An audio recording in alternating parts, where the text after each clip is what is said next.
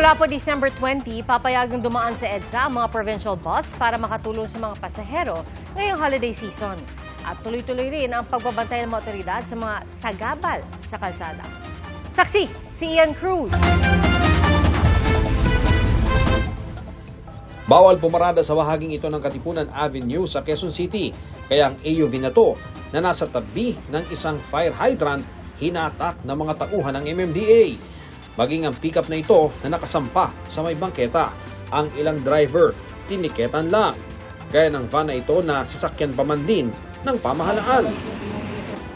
Simula December 20 hanggang January 2 naman, papayagan ang pagdaan ng mga provincial bus sa EDSA. Ito po ay para lang po i-accommodate yung ating mga kababayan na mas mabilis po silang makauwi at mas spend po yung holiday season kasama po ang kanilang mga pamilya. Mula December 20 hanggang 25, 10 p.m. hanggang 5 a.m. lang sila papayagan. Mula December 26 hanggang January 2 naman, 24 oras silang papayagan dahil inaasahan na mas kokonti ang mga sakyan sa EDSA.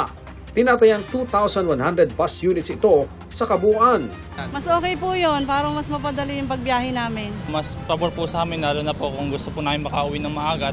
Hindi naman pinayagan ng MMDA ang hirit ng ilang provincial bus na mapaaga ang pagpasok nila sa EDSA.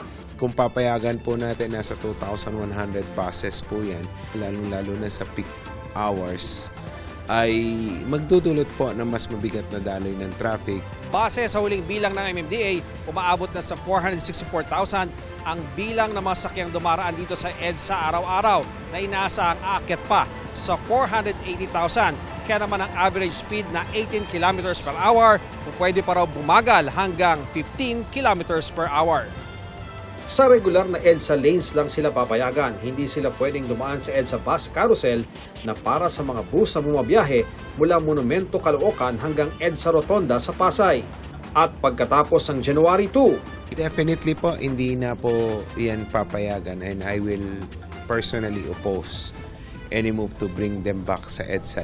para sa GMA Integrated News, ako si Ian Cruz, ang inyong saksi. Mga kapuso, maging una sa saksi. Mag-subscribe sa GMA Integrated News sa YouTube para sa iba't ibang balita.